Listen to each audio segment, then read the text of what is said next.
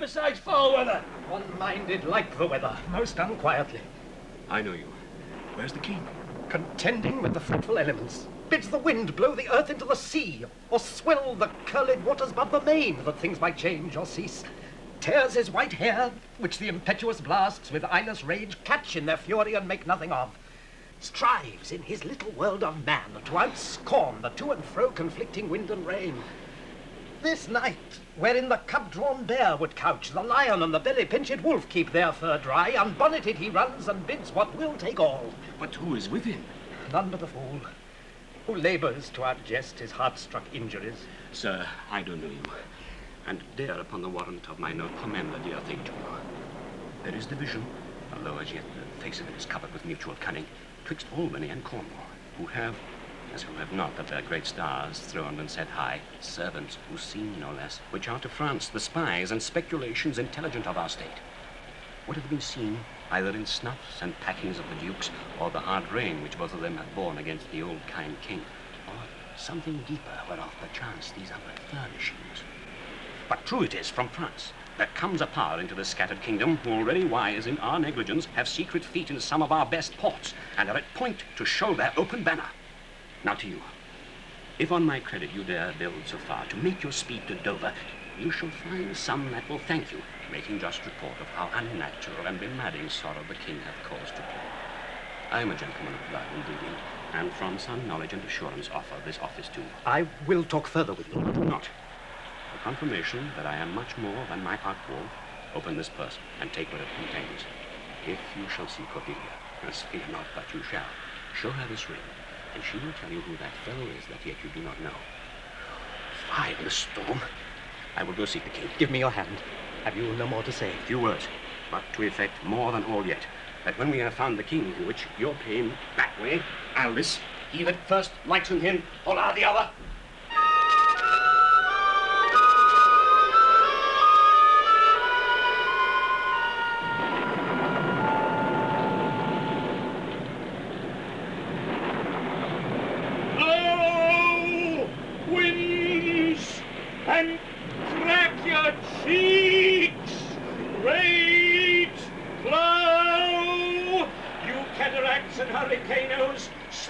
Till you have drenched our steeples, drowned the cocks, you sulphurous and thought-executing fires, vaunt couriers of oak cleaving thunderbolts, singe my white head, and thou, all shaking thunder, strike flat the thick rotundity of the world, crack nature's moulds, all German spill at once, that make ingrateful man. Oh, Uncle.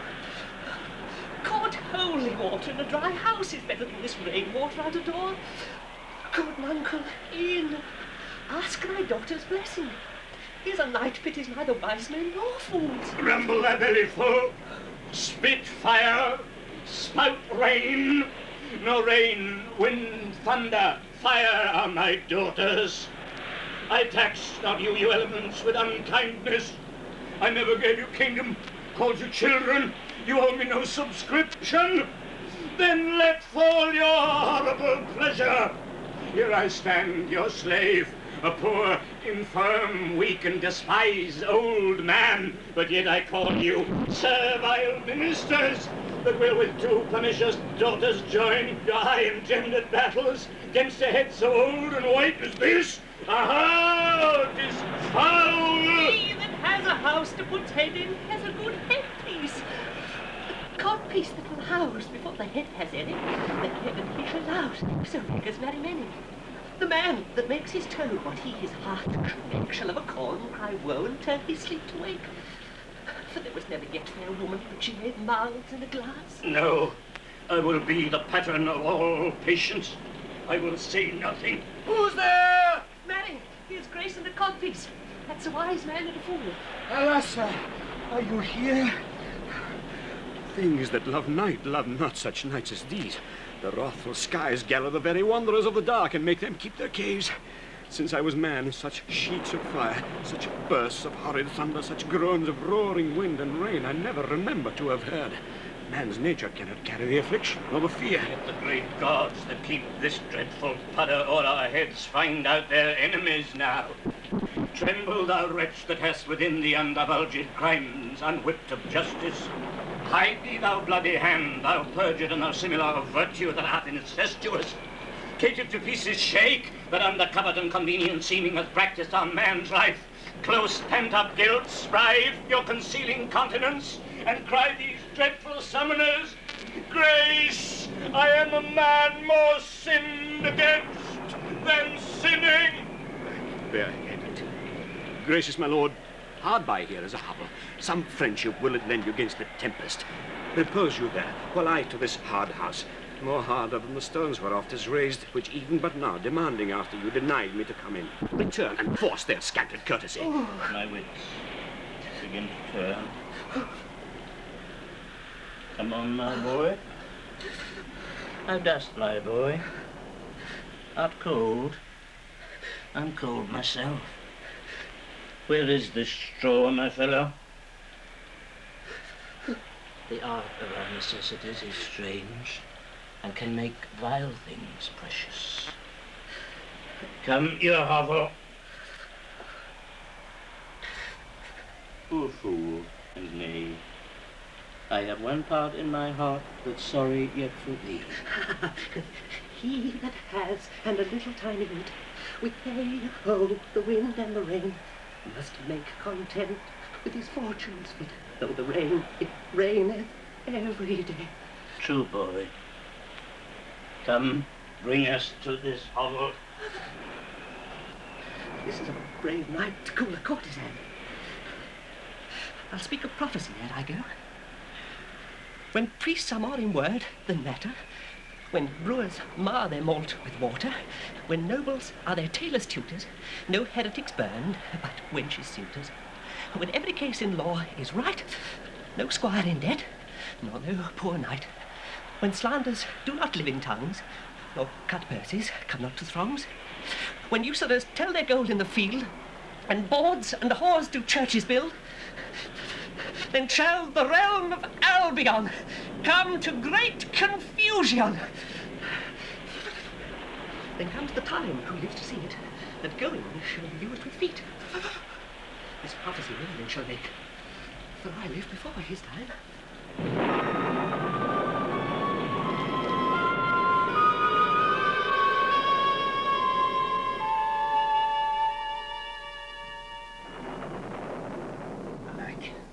Alack, Edmund, I like not this unnatural dealing. When I desired a leave that I might pity him, they took from me the use of mine own house, charged me on pain of perpetual displeasure, neither to speak of him, entreat for him, or any way sustain him. Most savage and unnatural. Go to, say you nothing. There is division betwixt the dukes, and a worse matter than that. I have received a letter this night. 'Tis dangerous to be spoken. I have locked the letter in my closet. These injuries the king now bears will be revenged home. There is part of a power already footed. We must incline to the king. I will look him and privily relieve him. Go you and maintain talk with the duke, that my charity be not of him perceived. If he ask for me, I am ill and gone to bed. If I die for it, as no less is threatened me, the king, my old master, must be relieved. There are strange things toward, Edmund. Pray you be careful. This courtesy forbid thee, shall the duke instantly know, and of that letter too. This seems a fair deserving, and must draw me that which my father loses, no less than all. The younger rises when the old doth fall.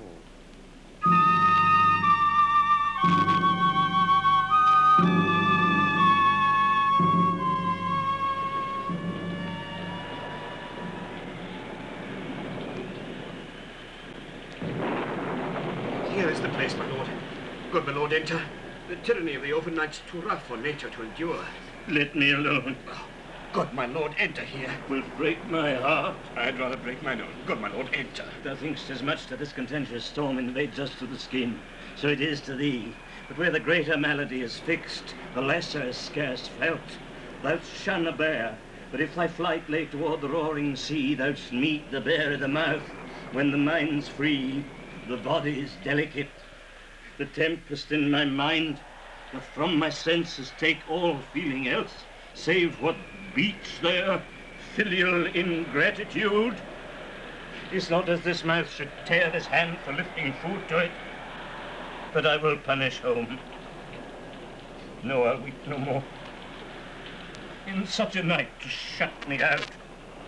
Pour on, I will endure. In such a night as this, O Regan, Goneril, your old kind father whose frank heart gave all. Oh, that way madness lies. Let me shun that, no more of that. Good, my lord, enter here. Prithee go in thyself, seek thine own ease. This tempest will not give me leave to ponder on things would hurt me more. But I'll go in. In, boy. Go first. You houseless poverty. Me get thee in. I'll pray, and then I'll sleep.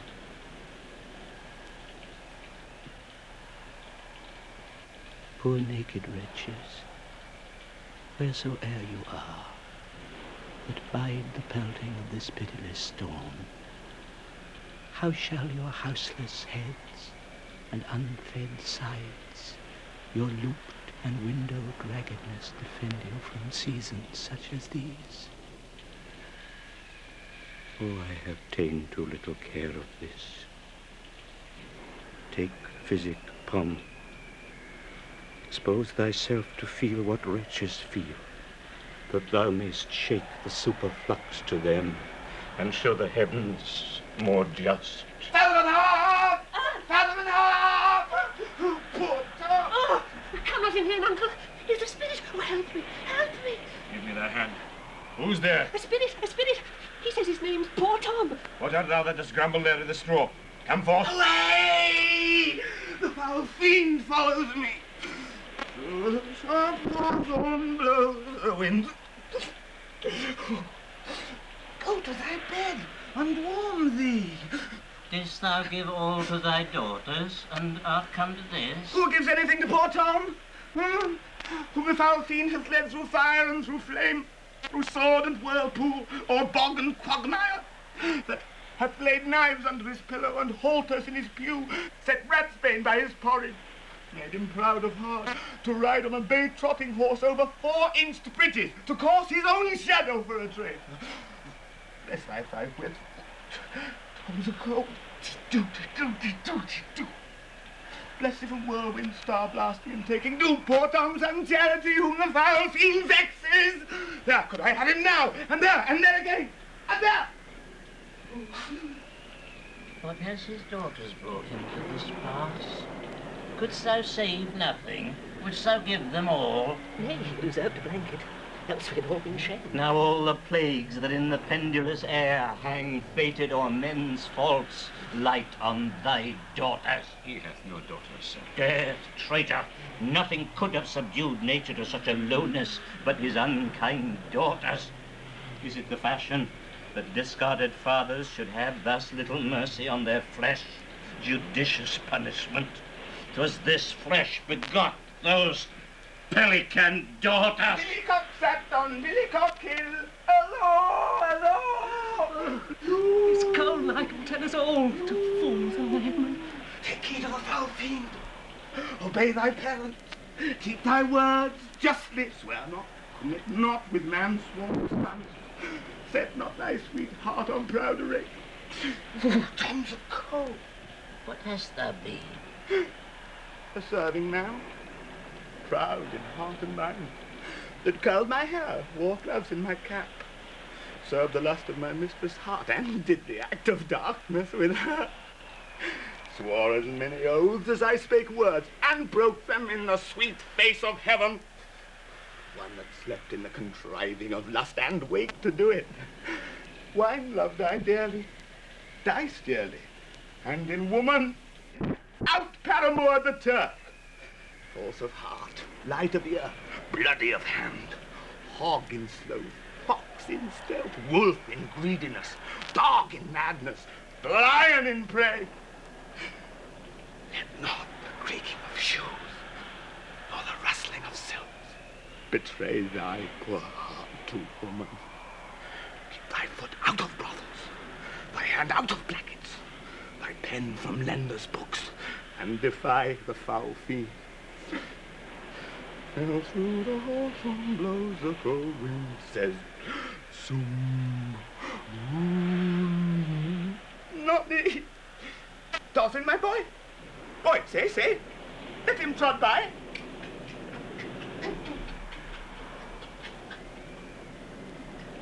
Thou wert better in a grave than to answer with thy uncovered body this extremity of the skies.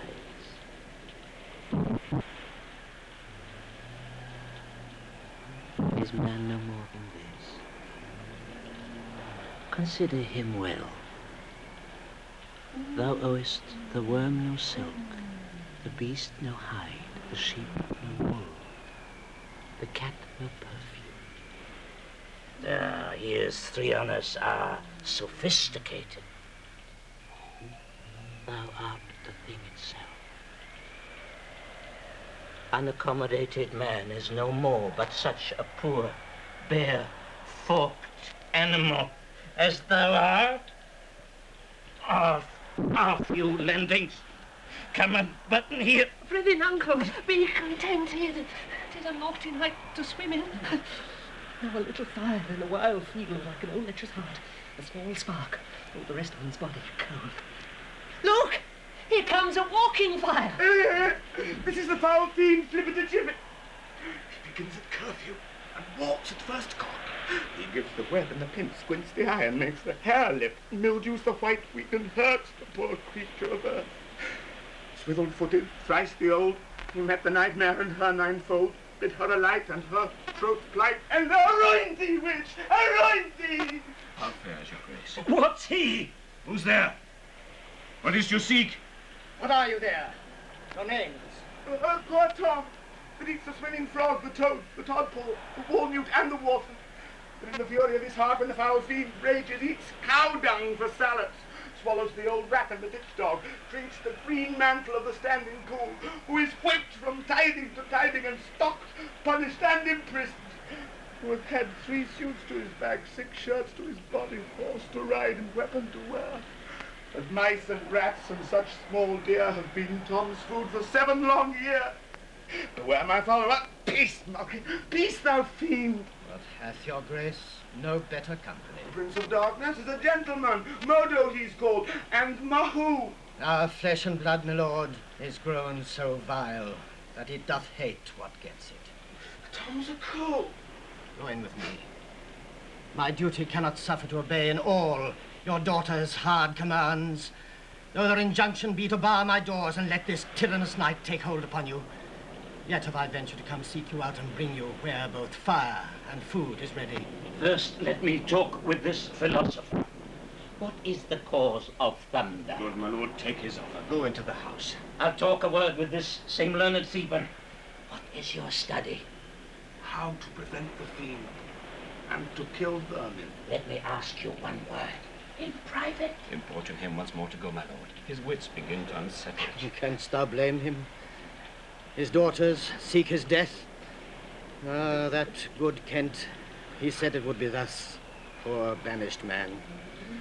Thou sayest the king grows mad. I'll tell thee, friend, I am almost mad myself. I had a son, now outlawed from my blood.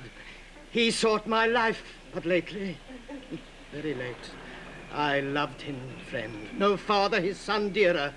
Truth to tell thee, the grief hath crazed my wits.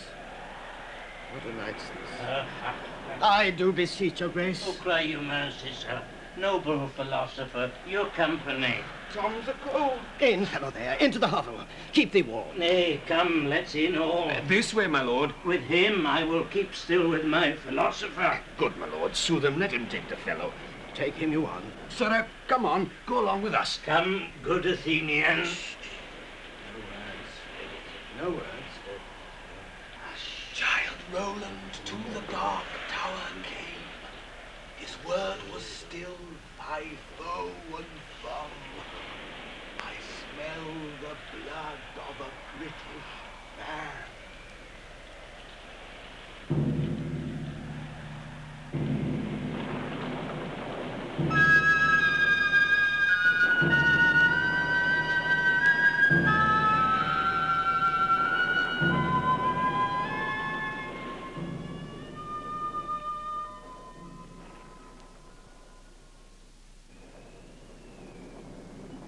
I will have my revenge ere I depart his house. How, my lord, I may be censured that nature thus gives way to loyalty, something fears me to think of. I now perceive it was not altogether your brother's evil disposition made him seek his death, but a provoking merit set to work by a reprovable badness in himself. How malicious is my fortune that I must repent to be just.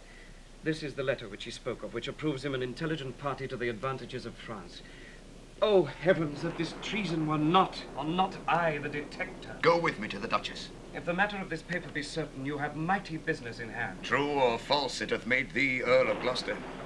Seek out where thy father is, that he may be ready for our apprehension. If I find him comforting the king, it will stuff his suspicion more fully.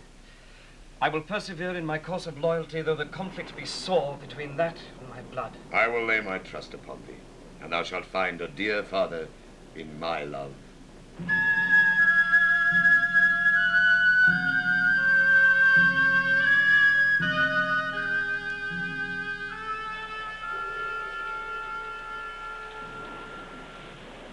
Here is better than the open air. Take it thankfully.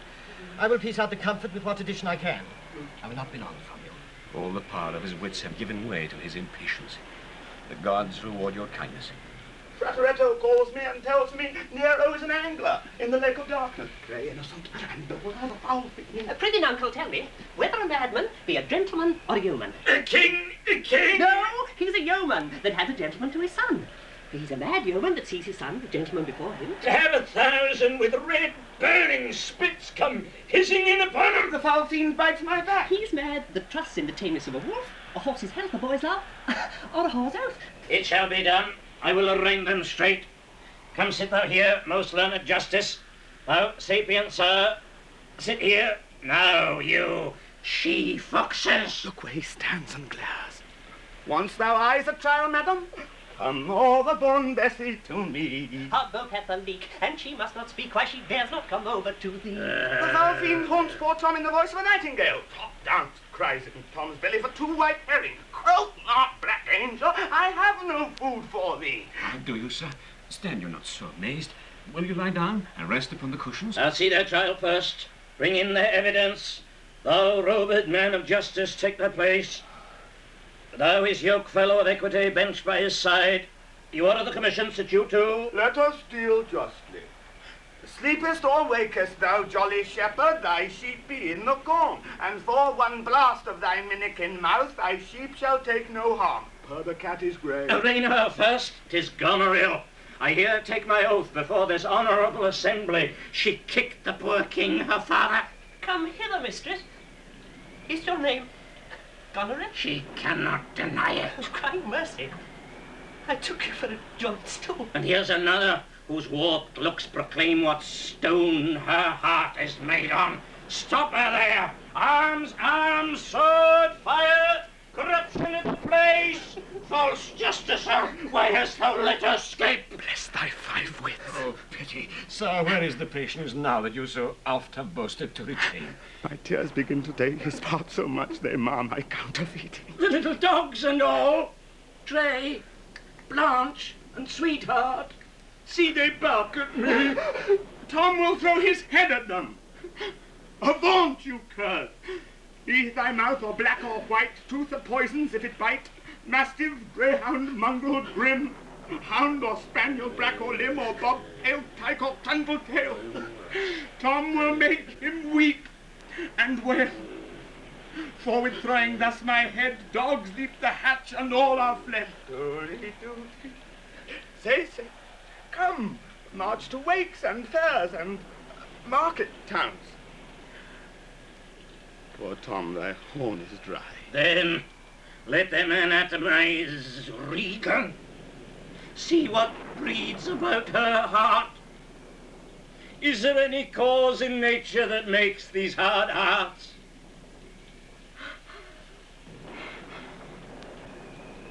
You, sir, I entertain for one of my 100. Only I do not like the fashion of your garments. You will say they are a person, but let them be changed. No, good my lord. Lie here and rest a while. Make no noise. Make no noise. Draw the curtains. So. We'll go to supper in the morning. And I'll go to bed at noon. Come hither, friend. Where is the king, my master? Here, sir. But trouble him not. His wits are gone. Good friend, I prithee, take him in thy arms. I have overheard a plot of death upon him. There is a litter ready, lay him in't, and drive toward Dover, friend, where thou shalt meet both welcome and protection. Take up thy master. If thou shouldst dally half an hour, his life with thine and all that offer to defend him stand in assured loss. Take up, and follow me that will to some provision give thee quick conduct. Oppressed nature sleeps. This rest might yet have balmed thy broken sinews, which if convenience will not allow, stand in hard cure. Come, help to bear thy master. Thou must not stay behind. Come away.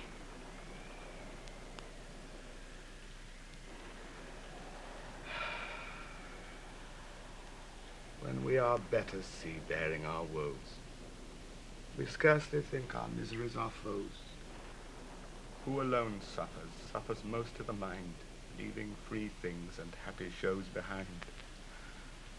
But then the mind much sufferance doth o'erskip, when grief hath mates, and bearing fellowship.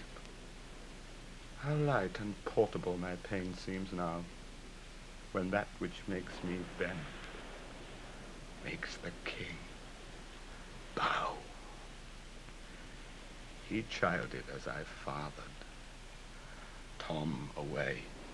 Mark the high noises, and thyself bewray when false opinion, whose wrong thoughts defile thee, in thy just proof repeals and reconciles thee. What will have more tonight? Safe escape the king. Look.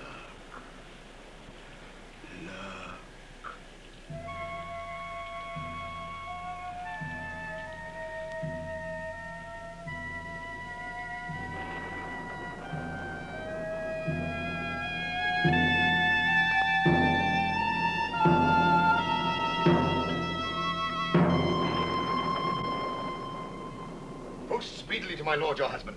Show him this letter. The army of France is landed. Seek out the traitor Gloucester. Hang him instantly.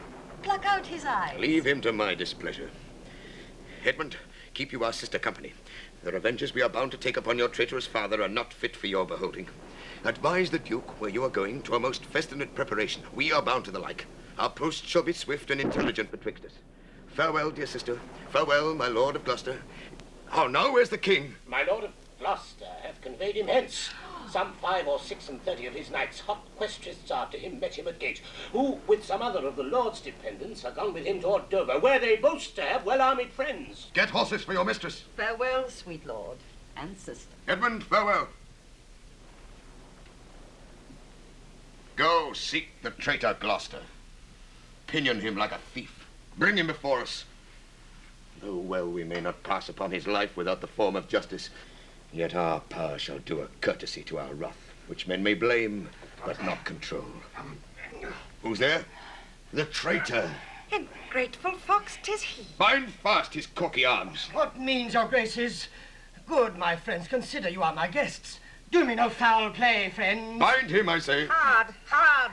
Oh, filthy traitor. Unmerciful lady as you are, I'm none. To this chair bind him. Villain, thou shalt find. By the kind gods, 'tis most ignobly done to pluck me by the beards. So white. And such a traitor. Naughty lady, these hairs which thou dost ravish from my chin will quicken and accuse thee. I am your host. With robber's hands, my hospitable favors you should not ruffle thus. What will you do? Come, sir. What letters had you late from France? Be simple answered, for we know the truth. And what confederacy have you with the traitors late footed in the kingdom? To whose hands you have sent the lunatic king? Speak. I have a letter guessingly set down, which came from one that's of a neutral heart, and not from one opposed. Cunning. And false? Where hast thou sent the king? To Dover? Wherefore to Dover? Wast thou not charged at peril? Wherefore to Dover? Let him answer that. I'm tied to the stake, and I must stand the course. Wherefore to Dover? Because I would not see thy cruel nails pluck out his poor old eyes, nor thy fierce sister in his anointed flesh stick boarish fangs. The sea, with such a storm as his bare head in hell-black night endured, would have buoyed up and quenched the stellid fires. Yet, poor old heart, he helped the heavens to rain. If wolves had at thy gate howled that stern time, thou shouldst have said, good porter, turn the key. All cruels else subscribe. But I shall see the winged vengeance overtake such children. See it shalt thou never. Fellows, hold the chair. Upon these eyes of thine I'll set my foot.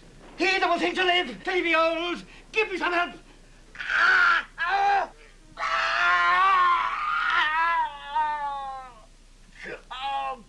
cruel. Oh, you... One side will mock another.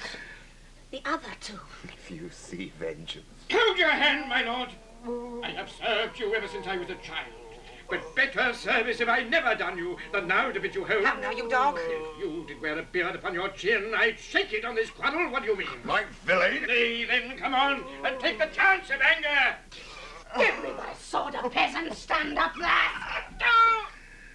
Oh, I am slain. My lord, you have one eye left to see some mischief on him. Lest it see more, prevent it. Ouch! Where is thy luster now?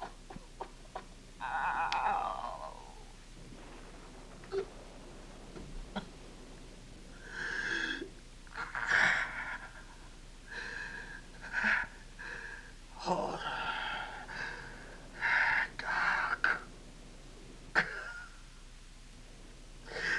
And comfortless. Where's my son?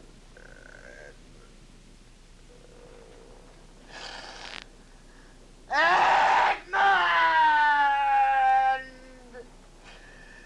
And kindle all the sparks of nature to quench this horrid act. Thou treacherous villain, thou call'st on him that hates thee.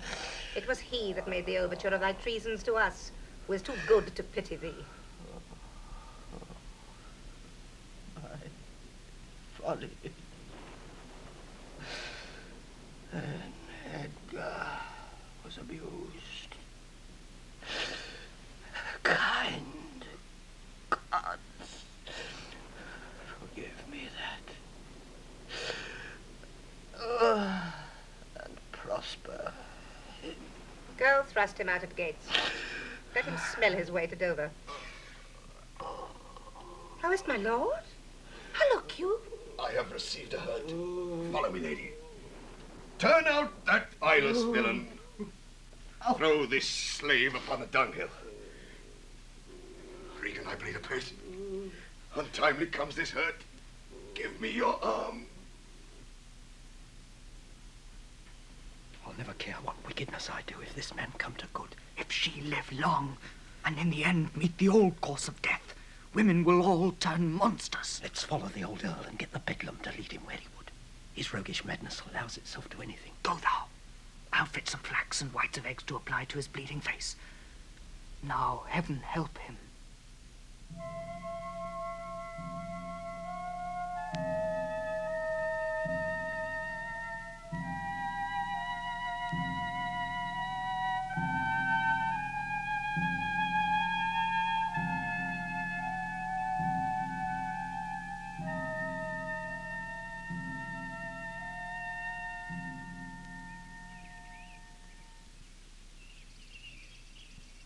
Yet better thus and known to be contemned than still contemned and flattered.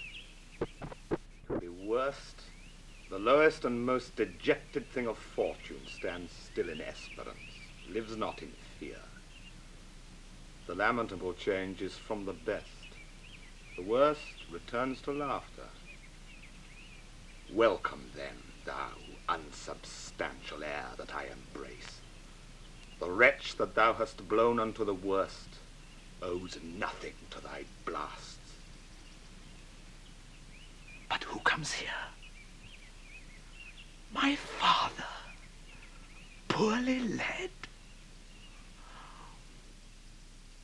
World, world, oh world, but that thy strange mutations make us hate thee.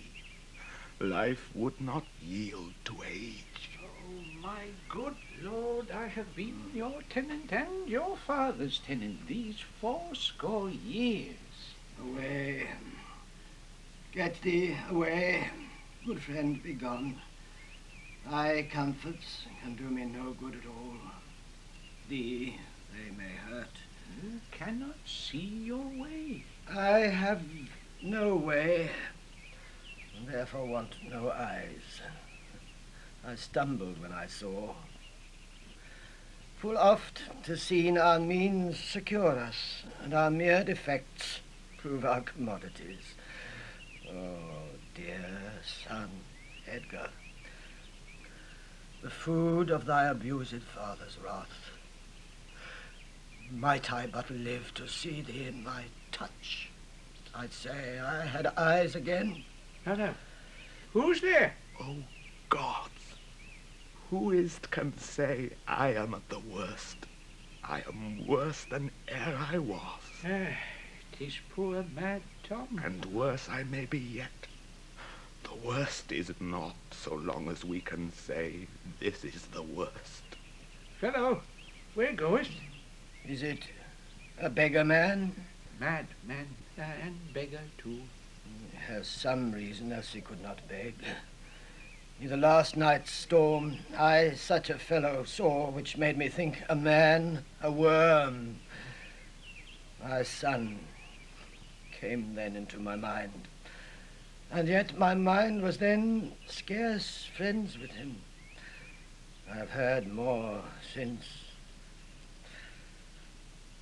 As flies to wanton boys are we to the gods. They kill us for their sport. How should this be? Bad is the trade that must play fool to sorrow, angering itself and others. Bless thee, master. Is that the naked fellow? Aye, my lord. Then prithee get thee away. If, for my sake, thou wilt o'ertake us hence a mile or twain i' the way toward Dover, do it for ancient love, and bring some covering for this naked soul, which I'll entreat to lead me. Alack, sir, he is mad.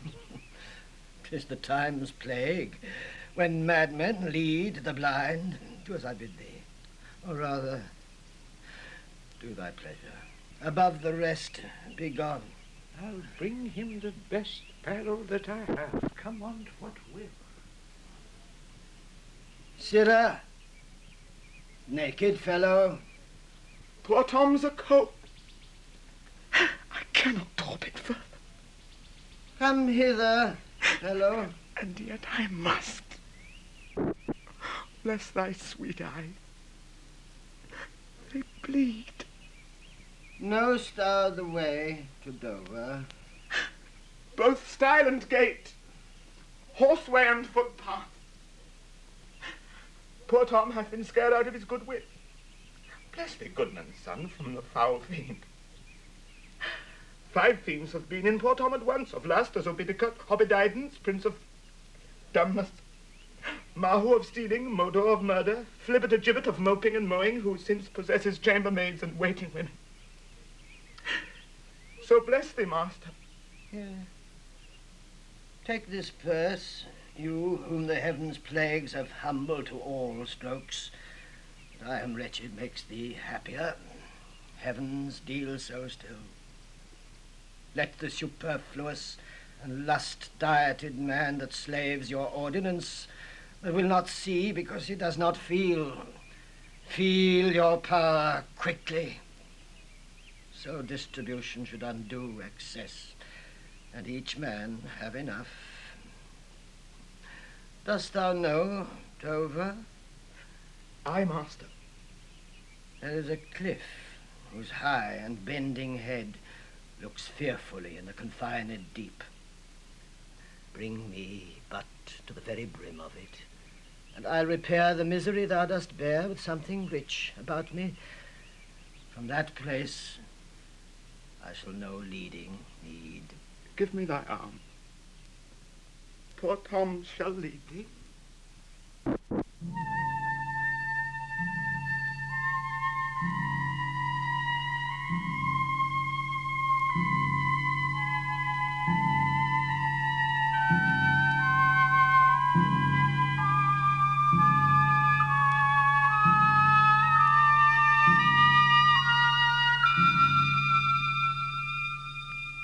Welcome, my lord. Madam. I marvel our mild husband not met us on the way. Now, where's your master? Madam, within, but never man so changed. I told him of the army that was landed. He smiled at it. I told him you were coming. His answer was the worse, of Gloucester's treachery and of the loyal service of his son when I informed him. Then he called me sot, and told me I had turned the wrong side out. What most he should dislike seems pleasant to him, what like offensive. Then shall you go no further? It is the cowish terror of his spirit that dares not undertake. He'll not feel wrongs which tie him to an answer. Our wishes on the way may prove effects. Back, Edmund, to my brother, hasten his musters and conduct his powers. I must change arms at home and give the distaff into my husband's hands. This trusty servant shall pass between us. Ere long you're like to hear, if you dare venture on your own behalf, a mistress's command. Wear this. Spare speech. Decline your head. This kiss, if it durst speak, would stretch thy spirits up into the air. Conceive and fare thee well. Yours in the ranks of death. My most dear Gloucester.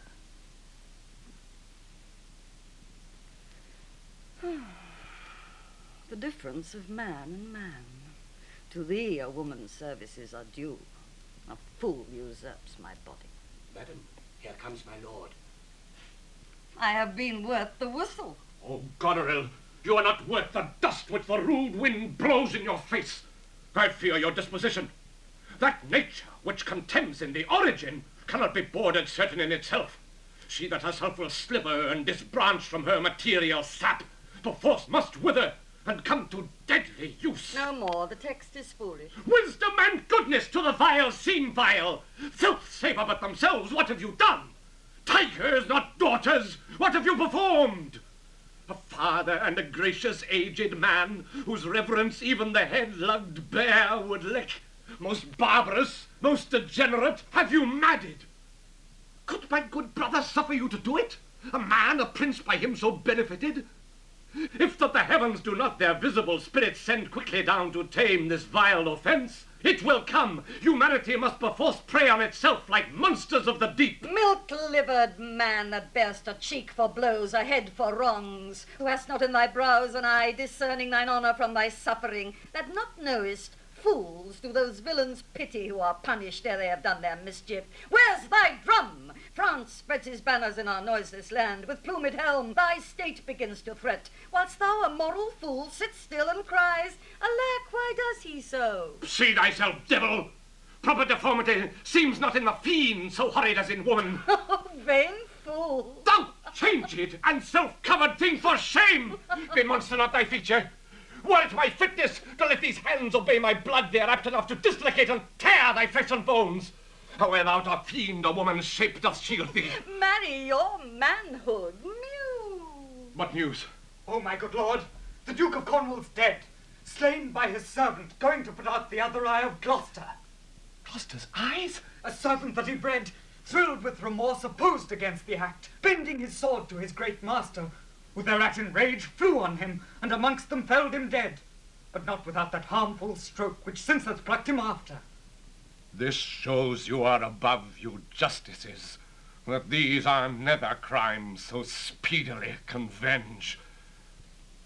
But, oh, poor Gloucester, lost he his other eye? Both, my lord. This letter, madam, craves a speedy answer. 'Tis from your sister. One way I like this well, but being widow, and my Gloucester with her, May all the building and my fancy pluck upon my hateful life. Another way, the news is not so tart. I'll read and answer. Where was his son when they did take his eyes? Come with my lady hither. He is not here? No, my good lord. I met him back again. Knows he the wickedness? Aye, my good lord. 'Twas he informed against him, and quit the house on purpose that their punishment might have the freer course. Gloucester, I live to thank thee for the love thou showedst the king, and to revenge thine eyes.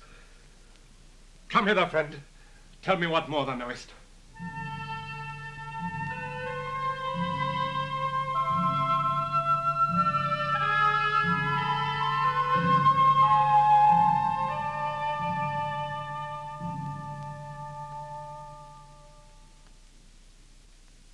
Why the King of France has so suddenly gone back?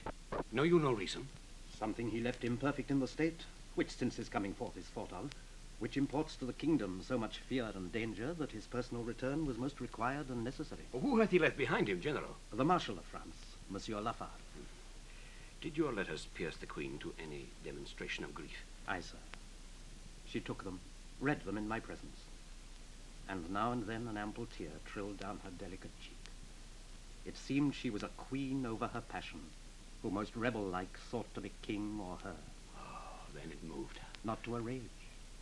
Patience and sorrow strove who should express her goodliest. You have seen sunshine and rain at once. Her smiles and tears were like a better way. Those happy smilets that played on her right lip seemed not to know what guests were in her eyes, which parted thence as pearls from diamonds dropped. In brief, sorrow would be a rarity most beloved if all could so become it. Made she no verbal question? Faith, once or twice she heaved the name of father, pantingly forth as if it pressed her heart. Cried, sisters, sisters, shame of ladies, sisters Kent, father, sisters, what i' the storm, i' the night, let pity not be believed. There she shook the holy water from her heavenly eyes, and clamour moistened her. Then away she started to deal with grief alone. It is the stars. The stars above us govern our conditions, else one self-made and made could not beget such different issues. You spoke not with her since? No. Was this before the king returned? No, since. Well, sir, the poor distressed Lears of the town, who sometime in his better tune remembers what we are come about, and by no means will yield to see his daughter. Why, good sir? The sovereign shame so elbows him. His own unkindness, that stripped her from his benediction, turned her to foreign casualties, gave her dear rights to his dog-hearted daughters. These things sting his mind so venomously that burning shame detains him from Cordelia. Alack, poor gentleman. Of Albany's and Cornwall's powers you heard not. 'Tis so. They are afoot. Well, sir, I'll bring you to our master Lear and leave you to attend him. Some dear cause will in concealment wrap me up a while. When I am known aright, you shall not grieve lending me this acquaintance. I pray you go along with me.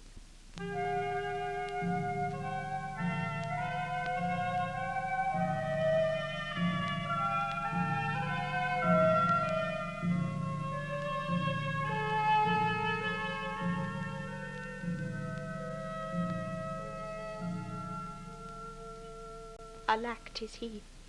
Why, he was met even now as mad as the vexed sea, singing aloud, crowned with rank fumiter and furrow weeds, with burdocks, hemlock, nettles, cuckoo flowers, darnel, and all the idle weeds that grow in our sustaining corn. A sentry send forth. Search every acre in the high-grown field and bring him to our eye. What can man's wisdom in the restoring his bereaved sense? He that helps him take all my outward worth. There is means, madam. Our foster nurse of nature is reposed the which he lacks, that to provoke in him a menace simple's operative, whose power will close the eye of anguish. All blessed secrets, all you unpublished virtues of the earth spring with my tears. Be aidant and remediate in the good man's distress. Seek for him, lest his ungoverned rage dissolve the life that wants the means to lead it. News, madam. The British powers are marching hitherward. 'Tis known before. Our preparation stands in expectation of them. Oh, dear father, it is thy business that I go about. Therefore great France my mourning and importune tears hath pitied. No Blown ambition doth our arms incite, but love, dear love, and our aged father's right. Soon may I hear and see him.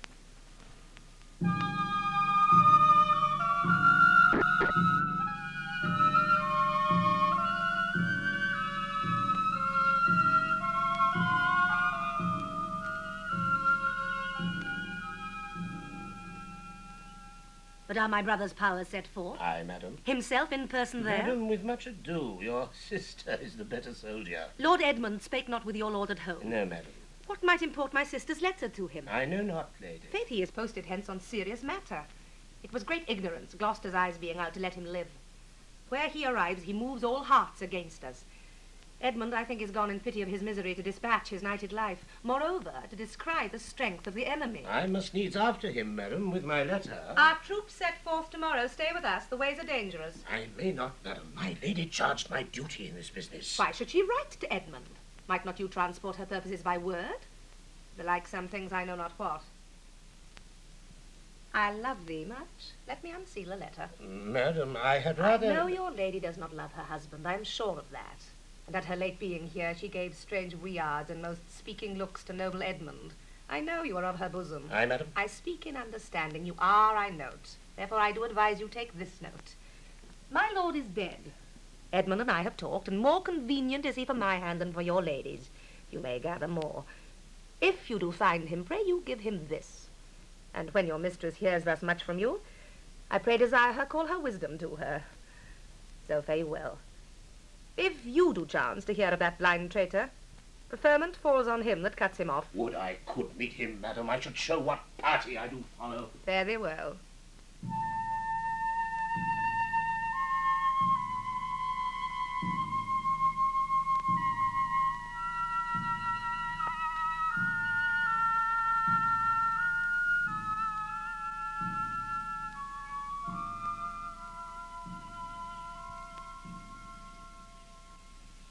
When shall I come to the top of that same hill? You do climb up it now. Look how we labour. Methinks the ground is even. Horrible steep. Hark, do you hear the sea? No, truly. Why, then your other senses grow imperfect by your eyes' anguish. So may it be, indeed. Methinks thy voice is altered, and thou speakst in better phrase and matter than thou didst. You are much deceived. In nothing am I changed, but in my garments. Methinks you are better spoken. Come on, sir. Here's the place. Stand still. How fearful and dizzy it is to cast one's eyes so low. The crows and choughs that wing the midway air show scarce so gross as beetles. Halfway down hangs one that gathers samphire. Dreadful trade. Methinks he seems no bigger than his head. The fishermen that walk upon the beach appear like mice.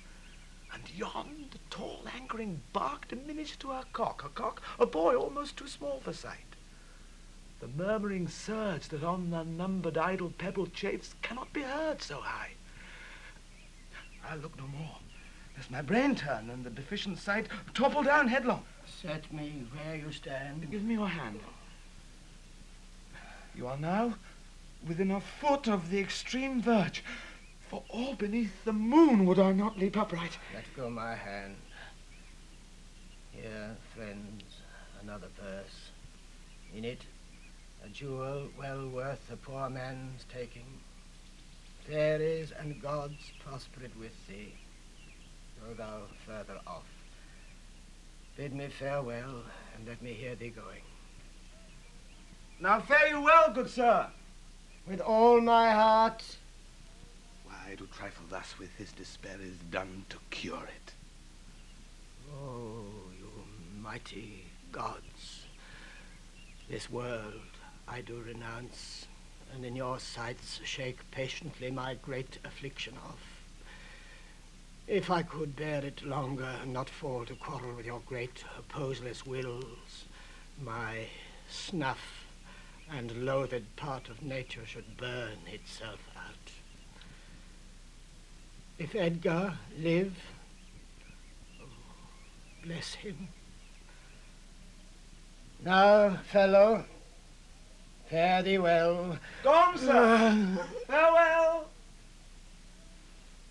And yet I know not how conceit may rob the treasury of life when life itself yields to the theft. Had he been where he thought, by this had thought been past. Alive or dead? Oh, you, sir. Friend. Hear you, sir? Speak. Thus might he pass indeed. Yet he revives. What are you, sir? Away, and let me die. Hadst thou been aught but gossamer, feathers, air so many fathom down precipitating, thou shiver'st like an egg. But thou dost breathe. Hast heavy substance, bleed'st not, speak'st, art sound. 10 masts at each make not the altitude which thou hast perpendicularly fell. Thy life's a miracle. Speak it again. But have I fallen, or no? From the dread summit of this chalky bourne. Look up a height.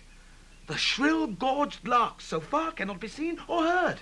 Do but look up. Alack, I have no eyes. Is wretchedness deprived that benefit to end itself by death? 'Twas yet some comfort when misery could beguile the tyrant's rage and frustrate his proud will. Give me your arm. So, how is't? Feel you your legs? You stand. Too well, too well. This is above all strangeness. Upon the crown of the cliff, what thing was that which parted from you?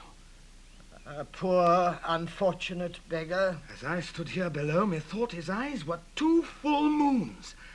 He had 1,000 noses, horns whelked and waved like the enrigid sea. It was some fiend. Therefore, thou happy father, think that the clearest gods who make them honours of men's impossibilities have preserved thee. I do remember now. Henceforth, I'll bear affliction till it do cry out itself, enough, enough, and die. That thing you speak of, I took it for a man. Often 'twould say, the fiend, the fiend. He led me to that place. Bear free and patient thoughts. But who comes here? No. The safer sense will ne'er accommodate his master thus. No, they cannot touch me for coining. I am the king himself. Oh, thou side-piercing sight. Nature is above art in that respect. There's your press money. That fellow handles his bow like a crow-keeper. Draw me a clothier's yard. Look, a mouse. No, peace. This piece of toasted cheese will do it. There's my gauntlet. I'll prove it on a giant. Bring up the brown bills. Throw! Well-flown bird in a cloud, Psst. Give the word.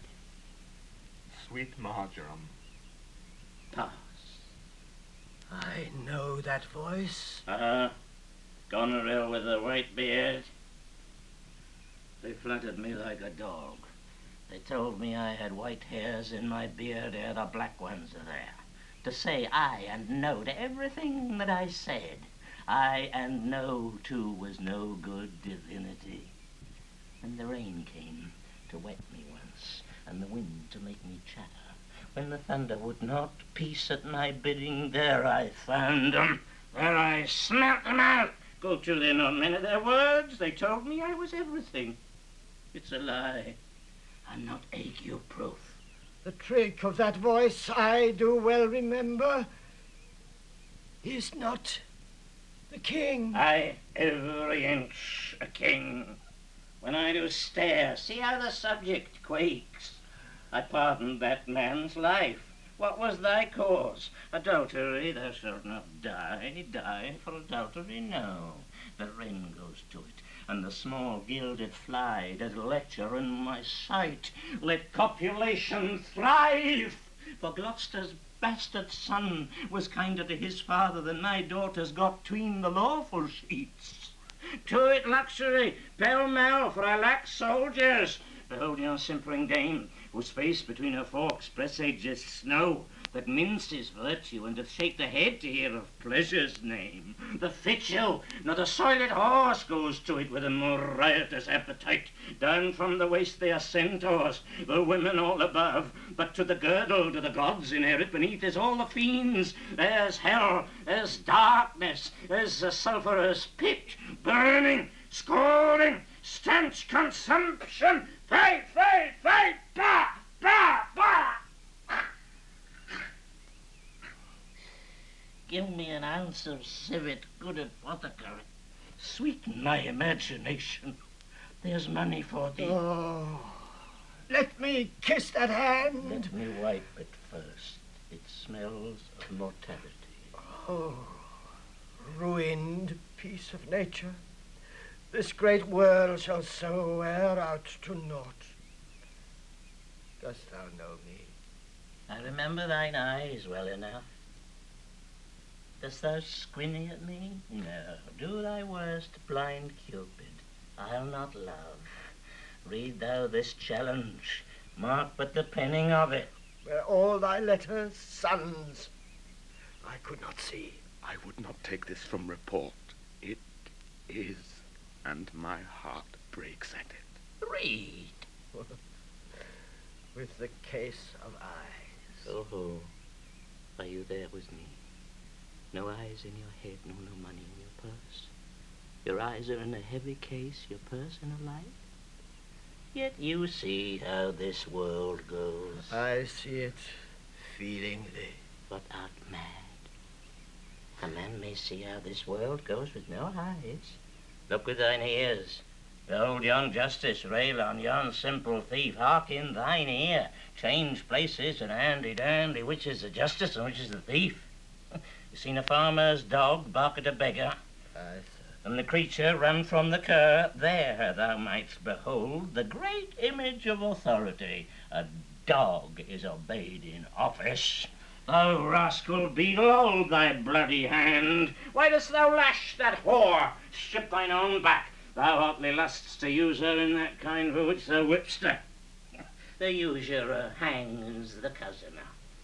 Through tattered clothes great vices do appear. Robes and furred gowns hide all.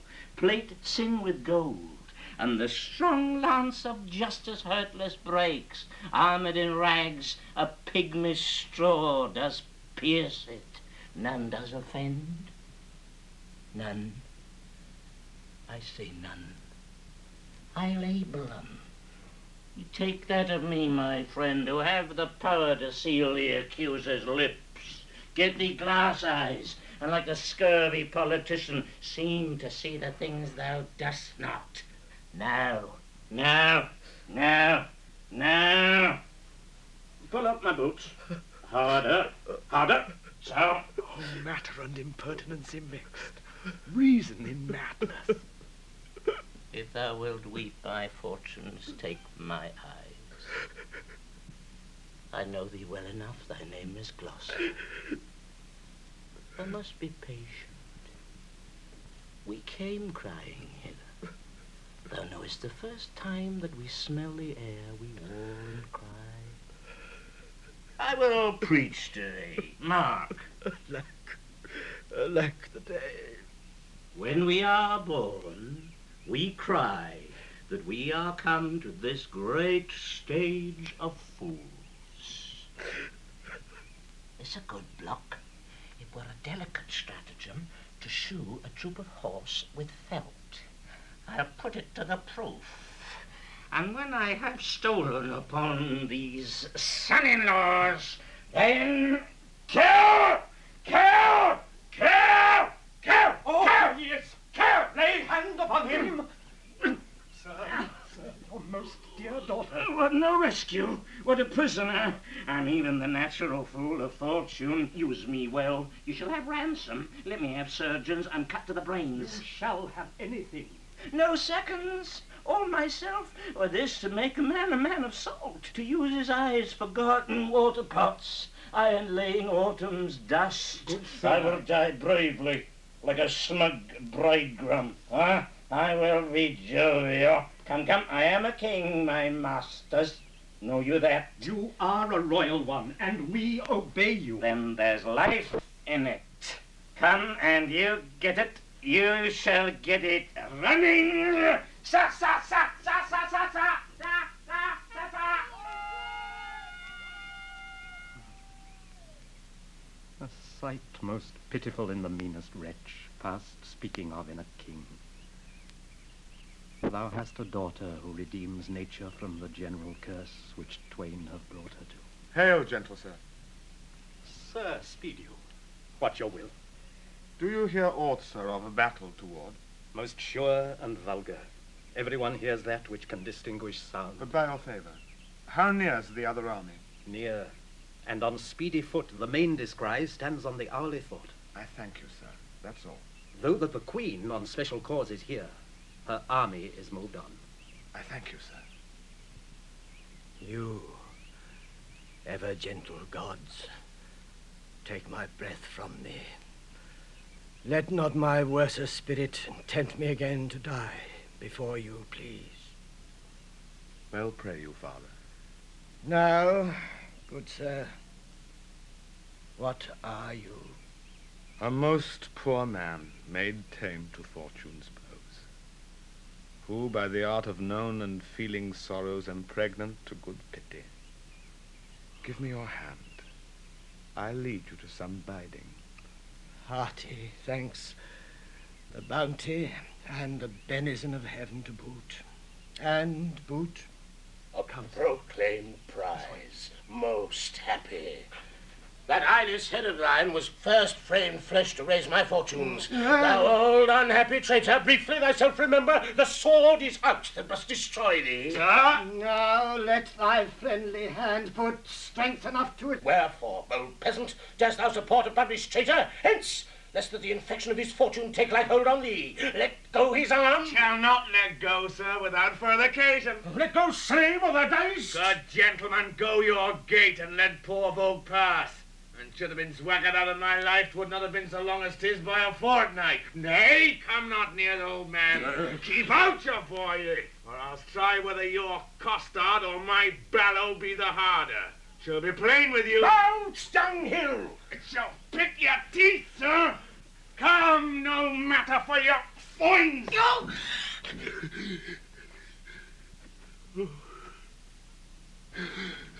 Slave, thou hast slain me.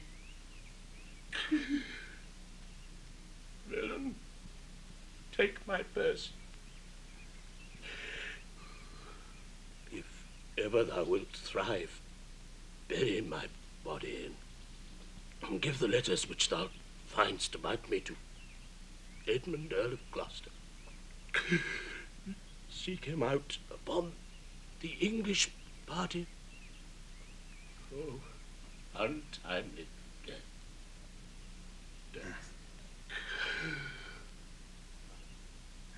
I know thee well. A serviceable villain as duteous to the vices of thy mistress as badness would desire. What? Is he dead? Sit you down, father. Rest you. Let's see these pockets. The letters that he speaks of may be my friends. He's dead. I'm only sorry he had no other deaths, ma'am. Let us see. Leave gentle waxen manners. Blame us not, to know our enemies' minds, we rip their hearts. Their papers is more lawful. Let our reciprocal vows be remembered. You have many opportunities to cut him off. If your will want not, time and place will be fruitfully offered. There is nothing done. If he return the conqueror, then I am the prisoner, and his bed my jail. From the loathed warmth whereof, deliver me and supply the place for your labor. Your wife, so I would say, affectionate servant Goneril. Oh, undistinguished base of woman's will. A plot upon her virtuous husband's life, and the exchange, my brother. Here in the sands thee I'll rake up, the post unsanctified of murderous lechers, and in the mature time with this ungracious paper strike the sight of the death-practised duke. For him 'tis well that of thy death and business I can tell. The king is mad. How stiff is my vile sense that I stand up and have ingenious feeling of my huge sorrows.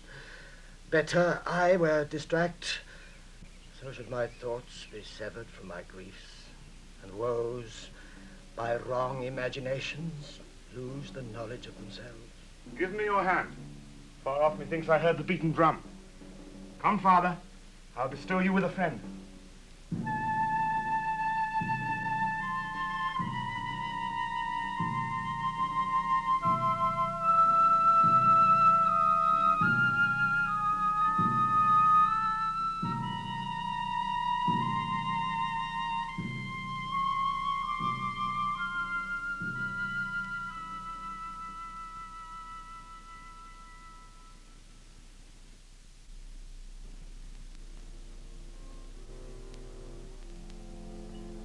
O thou good Kent, how shall I live and work to match thy goodness? My life will be too short, and every measure fail me. To be acknowledged, madam, is o'erpaid. All my reports go with the modest truth, nor more, nor clipped, but so. Be better suited. These weeds are memories of those worser hours. I prithee put them off. Pardon, dear madam, yet to be known shortens my made intent. My boon I make it, that you know me not till time and I think meet. Then be it so, my good lord. How does the king? Madam, sleeps still. Oh, you kind gods, cure this great breach in his abused nature. The untuned and jarring senses, oh, wind up of this child-changed father. So please your majesty that we may wake the king. He hath slept long. Be governed by your knowledge, and proceed to the sway of your own will.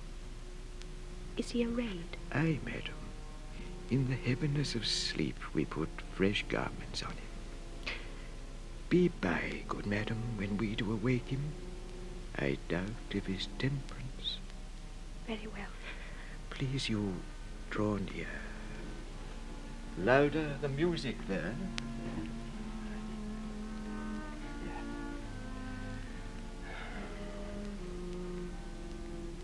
Oh, my dear father, restoration hang thy medicine on my lips, and let this kiss repair those violent harms that my two sisters have in thy reverence made. Kind and dear princess. Had you not been their father, these white flakes did challenge pity of them. Was this a face to be opposed against the warring winds, to stand against the deep, dread, bolted thunder, in the most terrible and nimble stroke of quick cross lightning, to watch poor Perdu with his thin helm? Mine enemy's dog, though he had bit me, should have stood that night against my fire. And wast thou fain, poor father, to hovel thee with swine and rogues forlorn in short and musty straw? Lack, 'tis wonder that thy life and wits at once had not concluded all. He wakes. Speak to him. Madam, do you. 'Tis fittest. How does my royal lord? How fares your majesty? You do me wrong to take me out of the grave. Thou art a soul in bliss, but I am bound upon a wheel of fire, that mine own tears do scald like molten lead. Sir, do you know me? You have a spirit, I know. When did you die? Still far why? He's scarce awake. Let him alone a while. Where have I been? Where am I? Fair daylight, I am mightily abused. I should e'en die with pity to see another thus. I know not what to say. I will not swear these are my hands. Let's see, I feel this pin prick. Would I were assured of my condition. Oh, look upon me, sir, and hold your hand in benediction for me. You must not kneel. Pray do not mock me. I am a very foolish, fond old man. 80 and upward, not an hour more nor less. And to deal plainly, I fear I am not in my perfect mind. Methinks I should know you, and know this man, but I'm doubtful. For I am mainly ignorant what place this is, and all the skill I have remembers not these garments, nor I know not where I did lodge last night. Do not laugh at me, for as I am a man, I think this lady to be my child, Cordelia. And so I am. I am. Be your tears wet? Yes, Faith. I pray weep not. If you have poison for me, I will drink it. I know you do not love me, for your sisters have, as I do remember, done me wrong. You have some cause, they have not. No cause, no cause. Am I in France? In your own kingdom, sir. Do not abuse me. Be comforted, good madam. The great rage you see is killed in him, and yet it is danger to make him even or the time he is lost. Desire him to go in. Trouble him no more, till further settling. Will't please your highness walk? You must bear with me. Pray you now, forget and forgive. I am old and foolish. Holds it true, sir, that the Duke of Cornwall was so slain? Most certain, sir. Who is conductor of his people? As 'tis said, the bastard son of Gloucester. They say Edgar, his banished son, is with the Earl of Kent in Germany. Report is changeable. It is time to look about. The powers of the kingdom approach apace. The arbitrament is like to be bloody. Fare you well, sir. My point and period will be throughly wrought, or well, or ill, as this day's battles fought.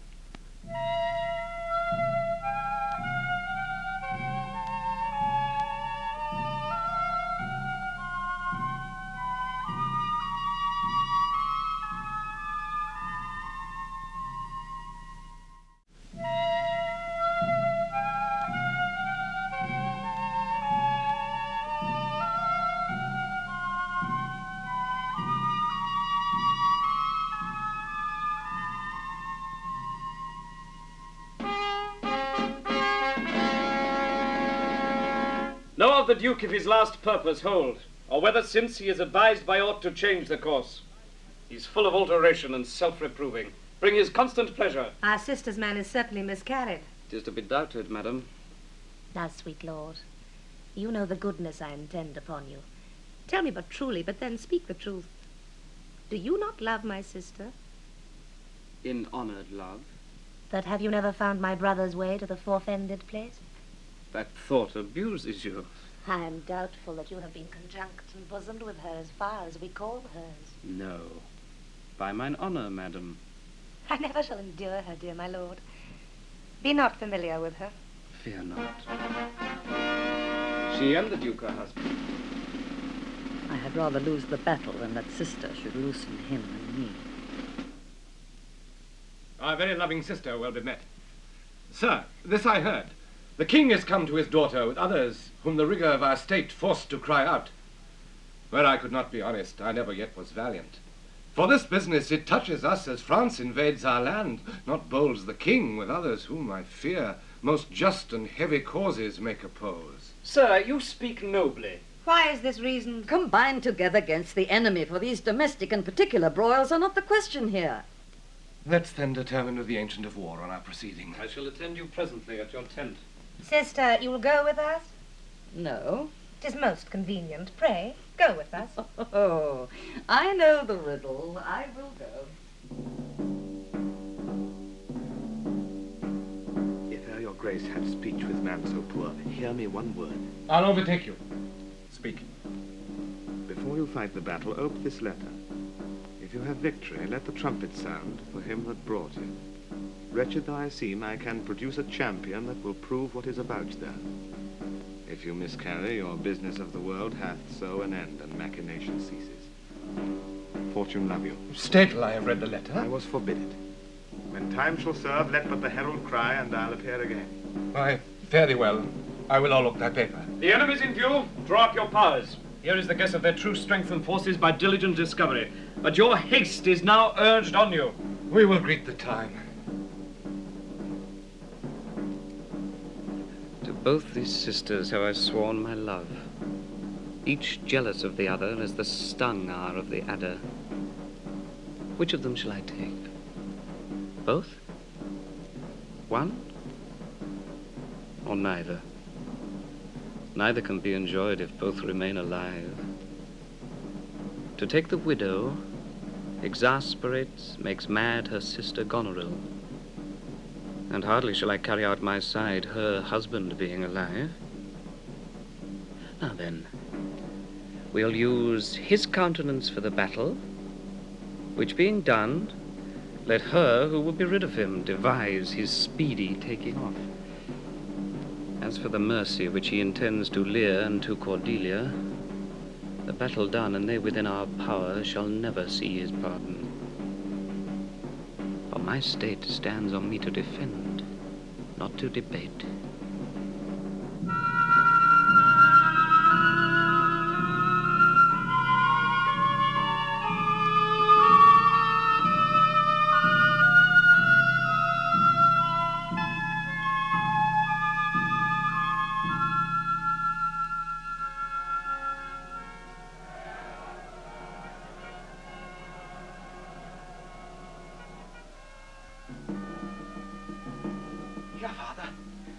Take the shadow of this tree for your good host. Pray that the right may thrive. If ever I return to you again, I'll bring you comfort. Grace go with you, sir.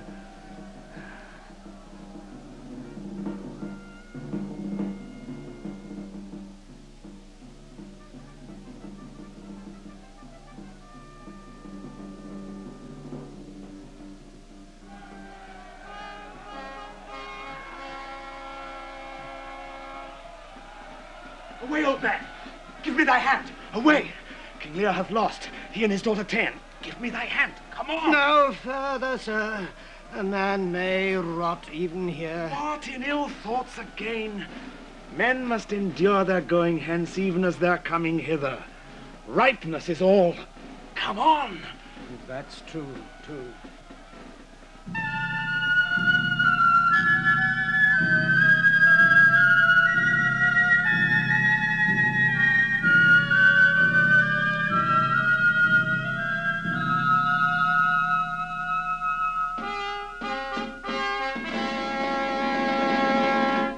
Some officers take them away.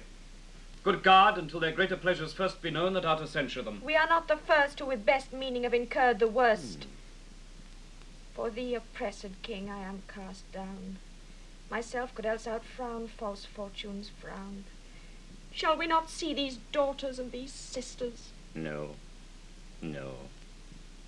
No, no. Come, let's away to prison. We two, alone, will sing like birds in a cage.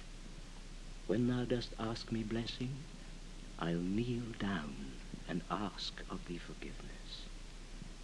So we'll live and pray and sing and tell old tales and laugh at gilded butterflies and hear poor rogues talk of court news, and we'll talk with them too. Who loses and who wins, who's in, who's out, and take upon us the mystery of things as if we were God's spies. and we'll wear out in a walled prison packs and sects of great ones that ebb and flow by the moon. Take them away. Upon such sacrifices, my Cordelia, the gods themselves throw incense. Have I caught thee? He that parts us shall bring a brand from heaven and fire us hence like foxes. Wipe thine eyes. The good years shall devour them, flesh and fell, ere they shall make us weep. We'll see 'em starve first. Come. Come hither, Captain. Hark. Take thou this note, go follow them to prison. One step I have advanced thee.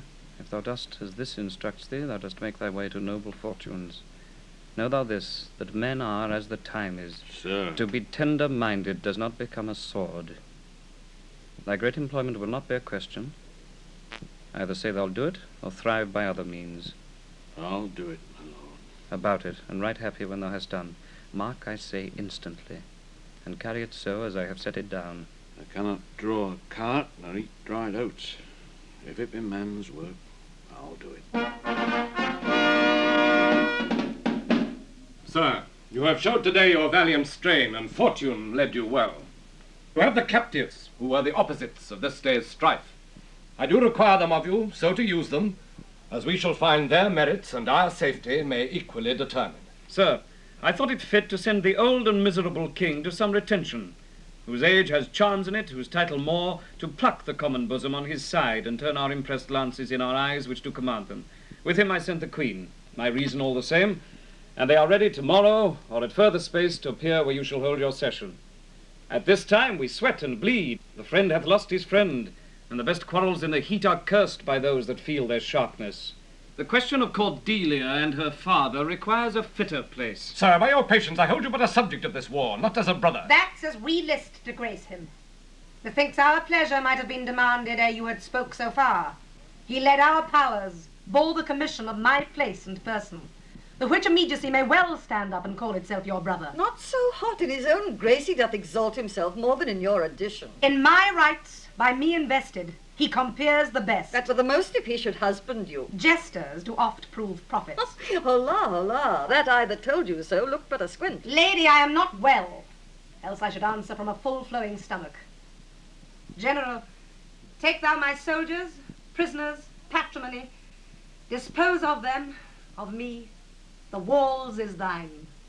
Witness the world that I create thee here, my lord and master. Mean you to enjoy him? The let alone lies not in your goodwill. Nor in thine, lord. Half-blooded fellow, yes. Let the drum strike, and prove my title thine. Stay yet, hear reason. Edmund, I arrest thee on capital treason, and in thy arrest this gilded serpent. For your claim, fair sister, I bar it in the interest of my wife. 'Tis she is subcontracted to this lord, and I, her husband, contradict your bans. If you will marry, make your loves to me. My lady is bespoke. An interlude. Thou art armed, Gloucester, let the trumpet sound. If none appear to prove upon thy person thy heinous, manifest, and many treasons, there is my pledge. I'll make it on thy heart ere I taste bread. Thou art in nothing less than I have here proclaimed thee. Sick. If not, I'll ne'er trust medicine. There's my exchange. What in the world he is that names me traitor, villain-like he lies. Call by the trumpet. He that dares approach on him, on you, who not.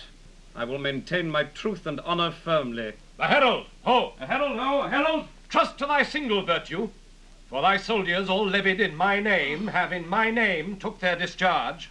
My sickness grows upon me. She is not well, convey her to my tent. Come hither, herald. Let the trumpet sound and read out this. If any man of quality or degree within the lists of the army will maintain upon Edmund, supposed Earl of Gloucester, that he is a manifold traitor, let him appear by the third sound of the trumpet. He is bold in his defence. Sound. Again. Again.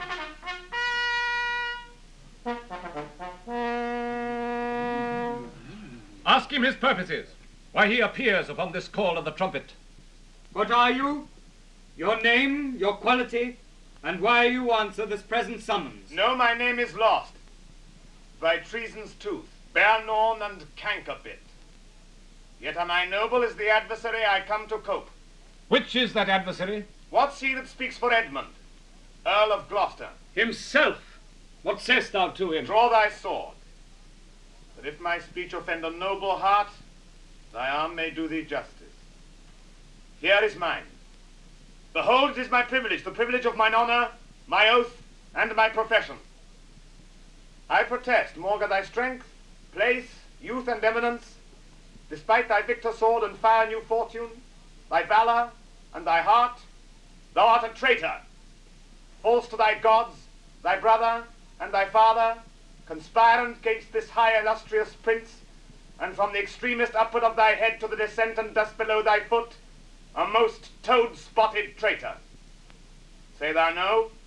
This sword, this arm, and my best spirits are bent to prove upon thy heart whereto I speak. Thou liest. In wisdom I should ask thy name.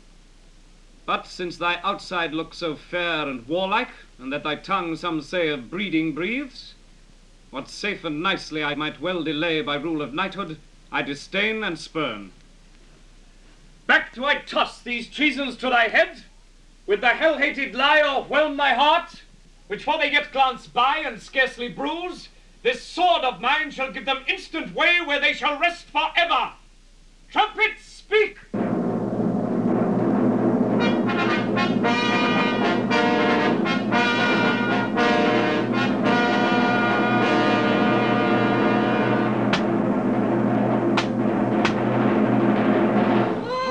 Save him, save him. This is practice, Gloucester. By the law of war, thou wast not bound to answer an unknown opposite. Thou art not vanquished, but cozened and beguiled. Shut your mouth, dame, or with this paper shall I stop it. Hold, sir. Thou worse than any name. Read thine own evil. No tearing, lady, I perceive you know it. Say if I do, the laws are mine, not thine. Who can arraign me for it? Most monsters, oh, knowst thou this paper? Ask me not what I know. Go after her. She's desperate. Govern her. What you have charged me with, that have I done. And more, much more. The time will bring it out. 'Tis past, and so am I. But what art thou that hast this fortune on me? If thou art noble, I do forgive thee. Let's exchange charity. I am no less in blood than thou art, Edmund. If more, the more thou hast wronged me. My name is Edgar, and thy father's son. The gods are just, and of our pleasant vices make instruments to plague us. The dark and vicious place where thee he got cost him his eyes. Thou hast spoken right. 'Tis true, the wheel has gone full circle. I am here. Methought thy very gait did prophesy a royal nobleness. I must embrace thee. Let sorrow split my heart if ever I did hate thee or thy father. Worthy prince, I know it. Where have you hid yourself? How have you known the miseries of your father? By nursing them, my lord. List a brief tale, and when 'tis told, oh, that my heart would burst. The bloody proclamation to escape that followed me so near, oh, our lives' sweetness, that we the pain of death would hourly die rather than die at once, taught me to shift into a madman's rags, to assume a semblance that very dogs disdained. And in this habit met I my father with his bleeding rings, their precious stones new lost. Became his guide, led him, begged for him, saved him from despair. Never, O fault, revealed myself unto him until some half hour passed when I was armed. Not sure, though hoping of this good success, I asked his blessing, and from first to last told him our pilgrimage. But his flawed heart, alack, too weak the conflict to support, twixt two extremes of passion, joy, and grief, burst smilingly. This speech of yours hath moved me, and shall perchance do good. But speak you on. You look as you had something more to say. If there be more woeful, hold it in, for I am almost ready to dissolve hearing of this. This would have seemed a period to such as love not sorrow, but another to amplify too much would make much more in top extremity. Whilst I was big in clamour, came therein a man who, having seen me in my worst estate, shunned my abhorred society. But then, finding who 'twas that so endured, with his strong arms he fastened on my neck, and bellowed out as he'd burst heaven. Threw him on my father, told the most piteous tale of Lear and him that ever ear received, which in recounting his grief grew puissant, and the strings of life began to crack. Twice then the trumpet sounded, and there I left him, tranced. But who was this? Kent, sir, the banished Kent, who in disguise followed his enemy king, and did him service improper for a slave. Help! Help! Oh, help! What kind of help? Speak, man. What means this bloody knife? It is hot. It smokes. It came even from the heart of... Oh, she's dead. Who dead? Speak, man. Your lady, sir. Your lady. And her sister by her is poisoned. She confesses it. I was contracted to them both. All three now marry in an instant. Here comes Kent. Produce the bodies, be they alive or dead. This judgment of the heavens that makes us tremble touches us not with pity. Oh, is this he? The time will not allow the compliment which very manners urges. I am come to bid my king and master a good night. Is he not here? Great thing of us forgot! Speak, Edmund! Where's the king? And where's Cordelia? Seest thou this object, Kent? Why thus? Yet Edmund was beloved. The one the other poisoned for my sake, and after slew herself. Even so, cover their faces. I pant for life. Some good I mean to do, despite of mine own nature. Quickly send, be brief in it, to the castle, for my writ is on the life of Lear and on Cordelia. What? Nay, send in time. Run, Ronald, run! To whom, my lord? Who has the office? Send thy token of reprieve. Well thought on, take my sword, give it the captain. Hasty for thy life! Ye have commission from thy wife and me to hang Cordelia in the prison, and to lay the blame upon her own despair that she fordid herself. The gods defend her. Bear him hence awhile.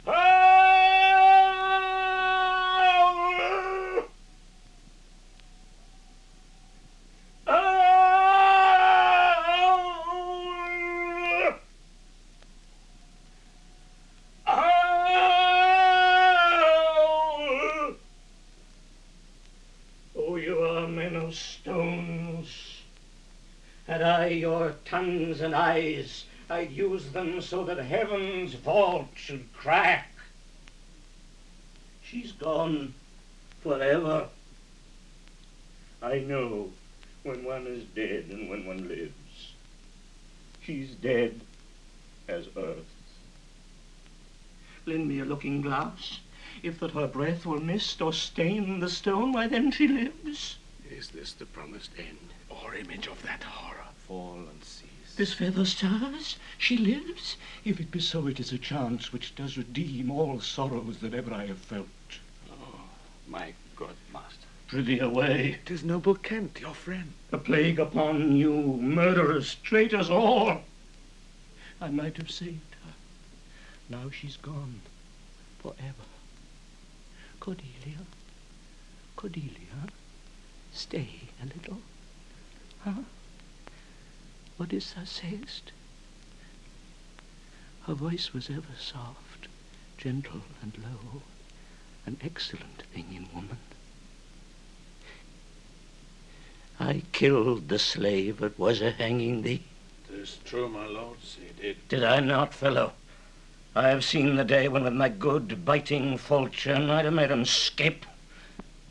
I'm old now, and these same crosses spoil me. Who are you? Mine eyes are not of the best, I'll tell you straight. If fortune brag of two, she loved and hated, one of them we behold. This is a dull sight. Are you not Kent? The same. Your servant Kent. Where is your servant Caius? He's a good fellow. I can tell you that. He'll strike, and quickly, too. He's dead and rotten. No, my good lord. I am the very man. I'll see that straight. From your first of difference and decay have followed your sad steps. You are welcome hither. No man else. All's cheerless, dark, and deadly. Your eldest daughters have fordone themselves and desperately are dead. So I think. He knows not what he says, and vain it is that we present us to him. Very bootless. Edmund is dead, my lord. That's but a trifle here. You lords and noble friends know our intent. What comfort to this great decay may come shall be applied. For us, we will resign, during the life of this old majesty, to him our absolute power, you to your rights, with boot and such addition as your honors have more than merited. All friends shall taste the wages of their virtue, and all foes the cup of their deservings. Oh, see, see. And my poor fool is hanged. No. No. No life. Why should a dog, a horse, a rat have life, and thou no breath at all? Thou'lt come no more. Never, never, never, never, never. Pray you, undo this button. Thank you, sir. Do you see this? Look on her. Look, her lips. Look there. Look there. He faints. My lord? My lord! Break, heart. I prithee, break. Look up, my lord. Vex not his ghost. Oh, let him pass. He hates him that would upon the rack of this tough world stretch him out longer. He is gone indeed. The wonder is, he hath endured so long. He but usurped his life. Bear them from hence. Our present business is general woe. Friends of my soul, you twain, rule in this realm, and the gored state sustained. I have a journey, sir, shortly to go. My master calls me. I must not say no. The weight of this sad time we must obey. Speak what we feel, not what we ought to say. The oldest hath borne most. We that are young shall never see so much, nor live so long.